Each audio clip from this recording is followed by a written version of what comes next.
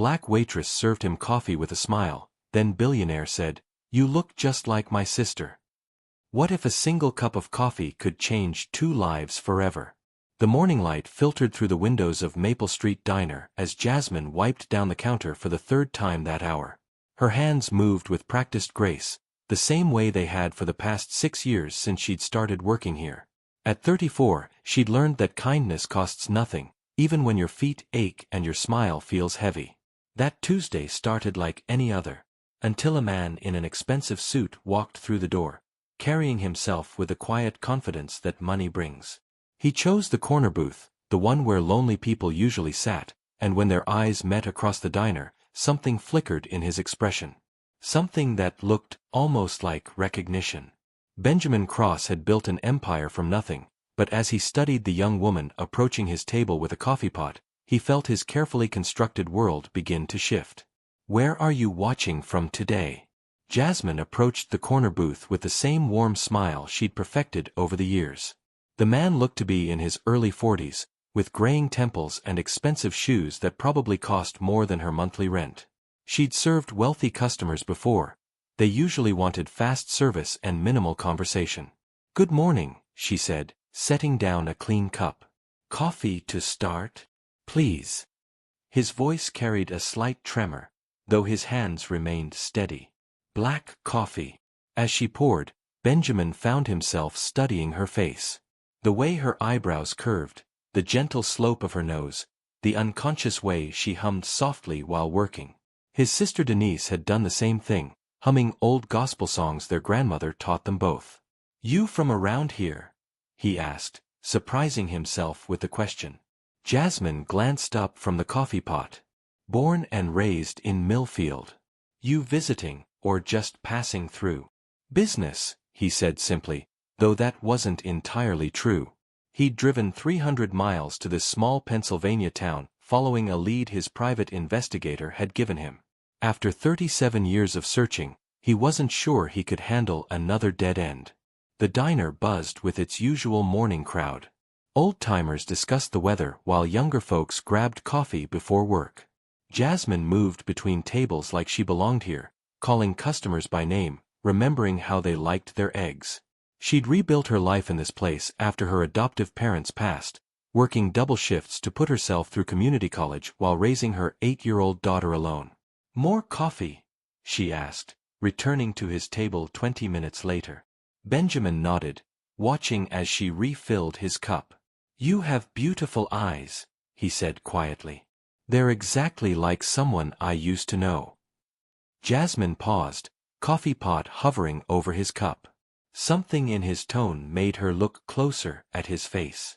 "Used to know. My sister." The words came out rough, like they'd been stuck in his throat for decades. "I haven't seen her since we were children." "I'm sorry," Jasmine said softly, setting the pot down. "That must be hard."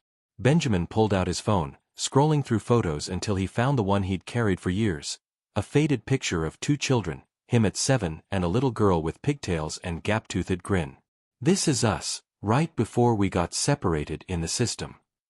Jasmine's world tilted on its axis as she stared at the screen. The little girl in the photo had the same eyes looking back at her from mirrors for 34 years. The same smile she'd inherited from a face she'd never remembered. "What was her name?" Jasmine whispered, her hand gripping the edge of the table. "Denise. Denise Cross. She was 3 when they took her away." Benjamin's voice cracked. "I've been looking for her my whole life." The coffee pot slipped from Jasmine's trembling fingers, crashing to the floor in a shower of glass and hot liquid. Around them, the diner fell silent as she stared into the eyes of a stranger who might not be a stranger at all. The crash of breaking glass seemed to echo forever in the sudden silence of the diner. Jasmine's co-workers rushed over with towels and a mop, but she couldn't move, couldn't breathe, couldn't look away from the photo on Benjamin's phone screen. "Honey, you okay?" called May, the head cook, but Jasmine's voice had disappeared entirely. Benjamin stood up quickly, his chair scraping against the linoleum floor. "I'm sorry, I didn't mean to upset you. Let me help clean this up." "No," Jasmine finally whispered, her voice barely audible. The little girl in that photo. What did you say her name was? Denise. Benjamin's hands shook as he held the phone. Denise Marie Cross. Born October 15, 1990. She had a small scar on her left knee from falling off her bike. Jasmine's hand instinctively moved to her left knee, to the small crescent-shaped scar she'd carried her entire life. The scar her adoptive mother had always said came from before, back when Jasmine was called by a different name in a different life. I need to sit down, she said, her legs suddenly unsteady. Benjamin guided her to a nearby booth while May and the other staff cleaned up the mess, their concerned whispers filling the air. The normal rhythm of the diner had stopped, customers glancing over with curious expressions. My adoptive parents, Jasmine began, her voice gaining strength. They told me I was 3 when they took me in. They said my birth name was Denise, but they changed it to Jasmine because I deserved a fresh start. Tears began to stream down her cheeks. They never told me I had a brother. Benjamin's eyes filled with tears he'd held back for decades. I never stopped looking. Even when the social workers said you'd been placed with a good family, and it was better if I didn't interfere. I knew you were out there somewhere. They sat in silence for a moment, studying each other's faces, finding familiar features in unexpected places. Benjamin had his father's strong jawline, while Jasmine had inherited their mother's gentle hands and way of tilting her head when she listened. I built my company, Benjamin said quietly, partly so I'd have the resources to find you. Every year on your birthday, I'd hire another investigator. I followed dead ends to California, Florida, Texas. 3 months ago, someone found records of a Denise Cross who'd been adopted in Pennsylvania. 3 months ago, Jasmine repeated, a sad smile crossing her face. That's when my daughter started asking about her family history for a school project. I'd been thinking about you too, wondering if you were out there. May appeared beside their table with fresh coffee and tissues. Take all the time you need, sweetie, she said gently to Jasmine. Your tables are covered. Benjamin reached across the table slowly, and Jasmine met him halfway. When their hands touched for the first time in 31 years, it felt like coming home. If this moment is touching your heart, but even as they sat there, hands clasped and tears flowing freely, Jasmine couldn't shake the feeling that this miracle might be too good to be true. What if the years had changed them too much? What if they couldn't bridge the gap between who they'd been and who they'd become? The initial joy of recognition began to crack under the weight of 31 lost years. As the morning wore on and the diner gradually returned to its normal rhythm, Jasmine and Benjamin found themselves struggling with the enormity of what lay between them. I don't even know where to start, Jasmine admitted, pulling her hands back to wrap them around her coffee cup. I mean, what do we talk about? What do you even say to someone you've missed your entire life? Benjamin felt the distance growing even as they sat across from each other. I've imagined this conversation 1,000 times, but I never thought about how strange it would actually feel. The truth was, they were strangers. Benjamin had spent decades building Cross Industries into a multi-billion-dollar empire, traveling the world, living in penthouses and private jets. Jasmine had built a quiet life in Millfield, working at the diner, raising her daughter Zoe as a single mother, clipping coupons and shopping at thrift stores. Tell me about your life, Benjamin said, trying to bridge the gap. Your daughter, your work, everything. But as Jasmine began to share stories about struggling to pay bills, about working double shifts to afford Zoe's school supplies, about the nights she'd fallen asleep wondering where her family was, she could see something shift in Benjamin's expression. Not judgment exactly, but a kind of uncomfortable realization of how different their paths had been. You must think I haven't done much with my life, Jasmine said quietly, her old insecurities surfacing. No, that's not. Benjamin started, but he stopped himself. The truth was, part of him had expected to find his sister living a life more similar to his own. In his imagination, she'd been successful too, maybe married to a good man with a beautiful house and opportunities. I know what you're thinking, Jasmine said, her voice growing smaller. You built this amazing empire, and I'm still pouring coffee and living paycheck to paycheck. That's not what matters, Benjamin said, but his words felt hollow even to him. The moment that broke both their hearts came when Jasmine's phone buzzed with a text from Zoe's school. "I'm sorry," she said, reading the message. "Zoe's feeling sick. I need to pick her up, but I can't afford to leave work early. I'll lose a day's pay." Benjamin instinctively reached for his wallet. "Let me help. I can." "No." Jasmine's voice was sharp, surprising them both. "I don't want your money.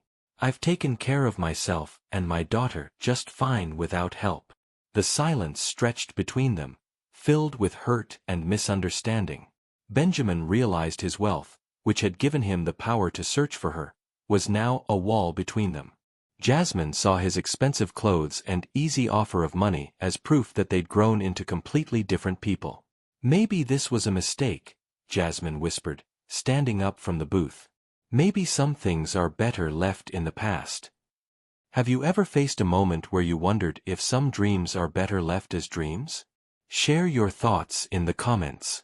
As Jasmine walked away to get her purse, Benjamin sat alone in the booth, staring at the faded photo of two children who'd loved each other simply and completely, wondering if they'd lost each other all over again. Benjamin sat in his rental car outside Millfield Elementary School for an hour before Jasmine emerged with a small girl who had her mother's gentle eyes and infectious smile. He'd followed them from the diner, not to intrude, but because he couldn't bear to let his sister disappear from his life again. Zoe chattered excitedly as they walked to Jasmine's old Honda Civic, her fever apparently forgotten in the joy of an unexpected afternoon with her mother. Benjamin watched through his windshield as Jasmine knelt down to Zoe's level, smoothing her daughter's hair and listening intently to her 8-year-old observations about the world. It was in that moment that Benjamin truly understood who his sister had become. Not someone who'd failed to achieve enough, but someone who'd succeeded at the thing that mattered most, loving unconditionally. When Jasmine looked up and saw his car, she didn't look angry. She looked tired and sad, like someone who'd gotten a glimpse of heaven only to have it slip away. Benjamin got out of the car slowly, his hands raised in a gesture of peace. "I wasn't following you to bother you," he called across the parking lot. "I just couldn't leave things the way we did." Zoe tugged on her mother's sleeve. "Mama, who's that man?" Jasmine took a deep breath. "Zoe, that's your Uncle Benjamin. The brother I told you about in your family tree project." Zoe's eyes went wide. "The one you were looking for?"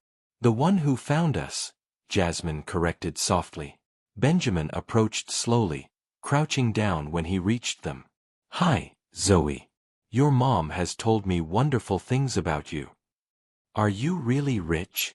Zoe asked with 8-year-old directness, making both adults smile despite the tension. "I am," Benjamin said honestly. "But that's not the most important thing about me. The most important thing is that I love your mama very much, even though I haven't seen her in a long time." Jasmine felt her defenses crumbling. "Benjamin, I'm sorry about earlier. You don't need to apologize," he said, standing up to face her. "I've spent so many years focused on building my company that I forgot the most important things can't be bought. You've built something I never could, a real home, a real family." "But I could have done more with my life," Jasmine whispered.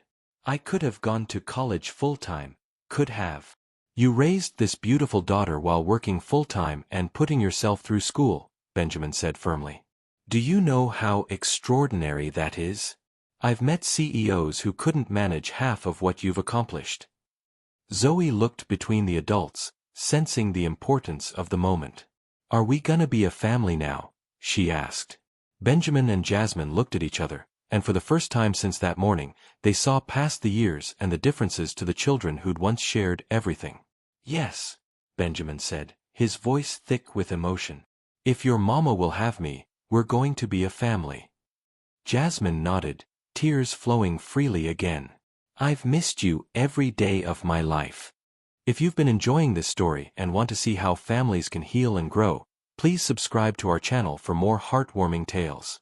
As they stood in the school parking lot, 3 generations finally together, Benjamin realized he'd found something worth more than all his billions. He'd found his way home. 6 months later, the Maple Street Diner had a new owner, though the customers barely noticed the change. Jasmine still worked the morning shift, but now she did it by choice rather than necessity. Benjamin had quietly purchased the struggling restaurant and given Jasmine full control, not as charity, but as recognition of her natural gift for making people feel at home. "More coffee, Mr. Cross?" Jasmine asked with a playful smile as Benjamin sat in his usual corner booth, working on his laptop while keeping her company during the slow afternoon hours. "Please, Ms. Cross," he replied, using the surname she'd chosen to reclaim after learning her true identity. The transition hadn't been seamless.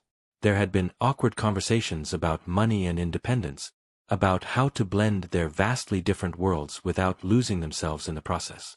Benjamin had learned to ask before offering help, while Jasmine had learned to accept support without feeling diminished by it. Zoe had adapted with the remarkable resilience of childhood.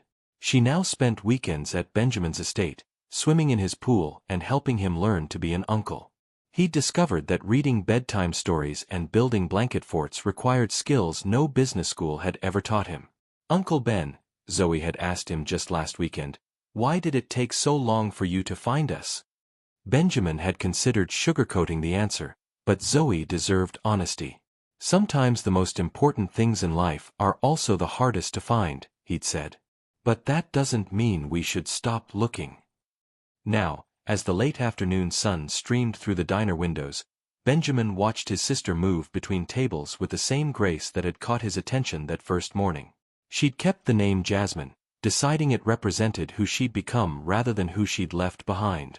But she'd also embraced her birth name, teaching Zoe stories about Denise and Benjamin as children, keeping alive the memory of siblings who'd loved each other before the world pulled them apart. The diner had become a gathering place for their growing understanding of family. May still worked the grill, now with a generous retirement package that Benjamin had quietly arranged. Regular customers had welcomed him into their informal community, treating him not as a billionaire but as Jasmine's brother who sometimes helped with the coffee pot when things got busy. "You know what I realized," Jasmine said, sitting across from him during a quiet moment. "We weren't really lost all those years. We were both doing exactly what we needed to do to become the people who could handle finding each other again." Benjamin smiled, thinking about the long journey that had brought them to this simple moment. "You're probably right. I needed to learn that success isn't always about building something bigger. Sometimes it's about building something that lasts."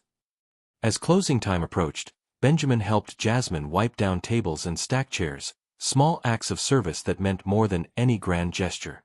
Outside, Zoe played in the diner's small garden, her laughter carrying through the open windows. They'd learned that being family wasn't about making up for lost time.